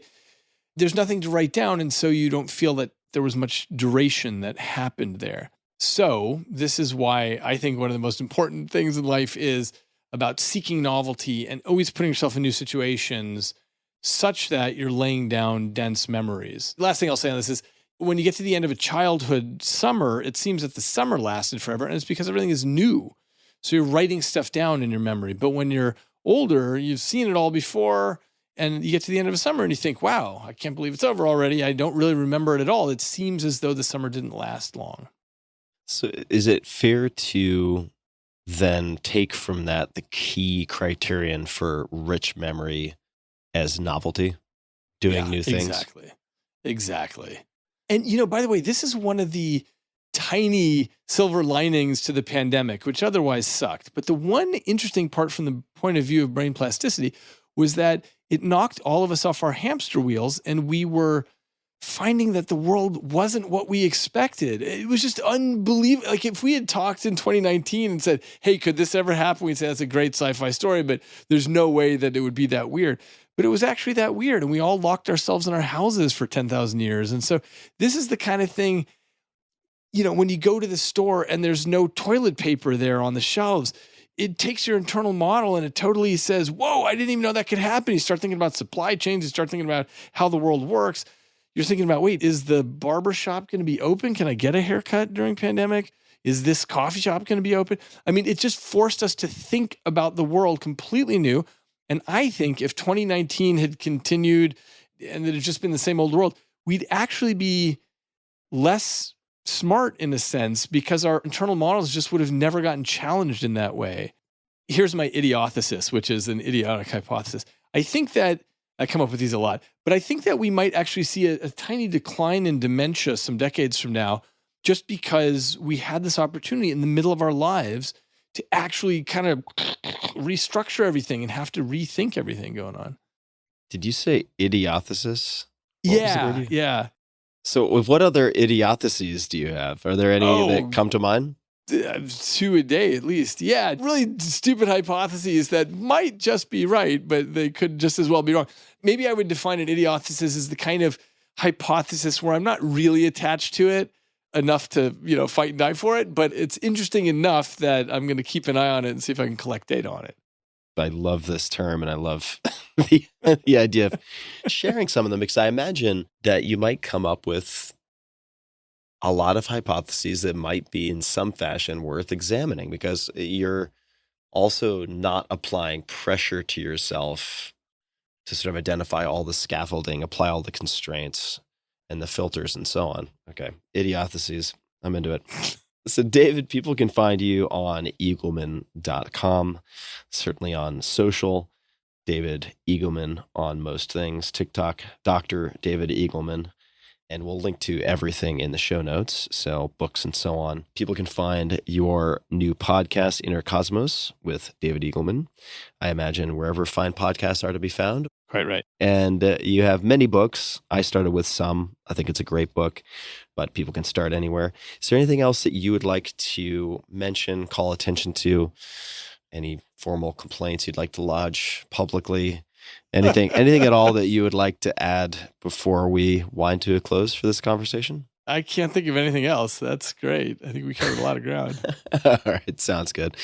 Well, David, thank you so much for the time. And to everybody listening, as mentioned, you can find links to everything in the show notes as per usual at tim.blog/podcast. And until next time, be just a little bit kinder than is necessary to others and to yourself, and keep experimenting. Experiment, explore. Novelty, folks. Get after it. Thanks for tuning in. Hey guys, this is Tim again. Just one more thing before you take off, and that is 5 Bullet Friday. Would you enjoy getting a short email from me every Friday that provides a little fun before the weekend? Between 1.5 and 2 million people subscribe to my free newsletter, my super short newsletter called 5 Bullet Friday. Easy to sign up, easy to cancel. It is basically a half page that I send out every Friday to share the coolest things I've found or discovered or have started exploring over that week. It's kind of like my diary of cool things. It often includes articles I'm reading, books I'm reading, albums perhaps, gadgets, gizmos, all sorts of tech tricks and so on that get sent to me by my friends, including a lot of podcast guests. And these strange esoteric things end up in my field, and then I test them, and then I share them with you. So if that sounds fun, again, it's very short, a little tiny bite of goodness before you head off for the weekend, something to think about. If you'd like to try it out, just go to tim.blog/Friday. Type that into your browser, tim.blog/Friday. Drop in your email, and you'll get the very next one. Thanks for listening. This episode is brought to you by Vuori Clothing, spelled V-U-O-R-I, Vuori. I've been wearing Vuori at least one item per day for the last few months, and You can use it for everything. It's performance apparel, but it can be used for working out. It can be used for going out to dinner, at least in my case. I feel very comfortable with it.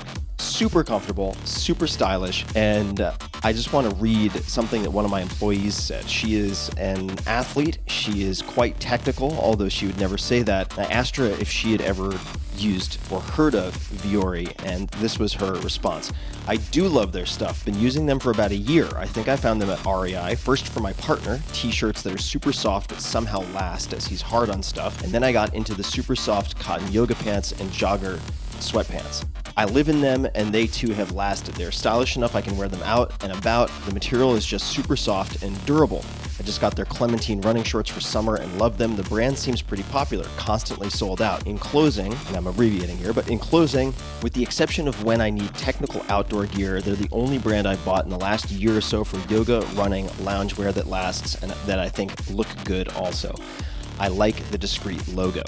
So that gives you some idea. That was not intended for the sponsor read. That was just her response via text. Vuori, again spelled V-U-O-R-I, is designed for maximum comfort and versatility. You can wear it running. You can wear their stuff training, doing yoga, lounging, weekend errands, or in my case, again, going out to dinner. It really doesn't matter what you're doing. Their clothing is so comfortable and looks so good, and it's non-offensive that you don't have a huge brand logo in your face. You'll just want to be in them all the time. They're men's core short, K-O-R-E. The most comfortable lined athletic short is your one short for every sport. I've been using it for kettlebell swings, for runs, you name it. The Banks short, this is their go to land to sea short, is the ultimate in versatility. It's made from recycled plastic bottles. And what I'm wearing right now, which if I had to pick one to recommend to folks out there, or at least to men out there, is the Ponto Performance Pant. And you'll find these at the link I'm going to give you guys. You can check out what I'm talking about, but I'm wearing them right now. They're thin performance sweatpants, but that doesn't do them justice. So you got to check it out. P-O-N-T-O, Ponto Performance Pant. For you ladies, the women's performance jogger is the softest jogger you'll ever own. Vuori isn't just an investment in your clothing, it's an investment in your happiness. And for you, my dear listeners, they're offering 20% off your first purchase.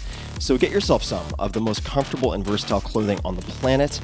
It's super popular. A lot of my friends I've now noticed are wearing this, and so am I. VuoriClothing.com/Tim. That's VUORI clothing.com/Tim. Not only will you receive 20% off your first purchase, but you'll also enjoy free shipping on any U.S. orders over $75 and free returns. So check it out. VuoriClothing.com/Tim. That's VUORI clothing.com/Tim, and discover the versatility of Vuori clothing. This episode is brought to you by AeroPress. I love AeroPress. With more than 45,000 five-star reviews and customers in more than 60 countries, it might be the highest rated coffee maker on the planet. Let's rewind just a bit, because back in 2010, 2011, I tested the entire gamut of coffee brewing and filtering options alongside a former barista world champion. This was for research for the 4-Hour Chef. That concluded with a statement that the AeroPress was, quote, bar none, my favorite brewing method, end quote. I even mentioned it and made a cup of coffee on Late Night with Jimmy Fallon using the AeroPress. Here is the back story. Remember the Aerobi, the amazing UFO-like disc that you could throw farther than a football field? Alan Adler, a mechanical engineer and Stanford University lecturer, created that. Then, after conquering the 1980s toy market, he began to obsess over one thing: coffee. The result was the AeroPress, which debuted in 2006. It was quickly adopted by the specialty coffee community, and it became so popular with the barista community that someone in Oslo, Norway started a World AeroPress Championship. Because the AeroPress combines the best of 3 brewing methods, you get a cup that is full-bodied like a French press, smooth and complex as if you were using a pour-over method, and rich in flavor like espresso. Best of all, it's super small. You can pack it in your bag when you travel. It takes literally 5 seconds to clean. It is all practical, no fuss, and you don't have to drink mediocre coffee at your office or Airbnb. And now they have a new crystal clear version, sleek enough for display and tough enough for the road. You can pick one up at aeropress.com/Tim. That's AeroPress.com/Tim. for less than $50. That's aeropress.com/Tim. And my listeners, that's you guys, can get 15% off. Just use the link aeropress.com/Tim. I highly encourage you to try it out. You will not be disappointed. aeropress.com/Tim.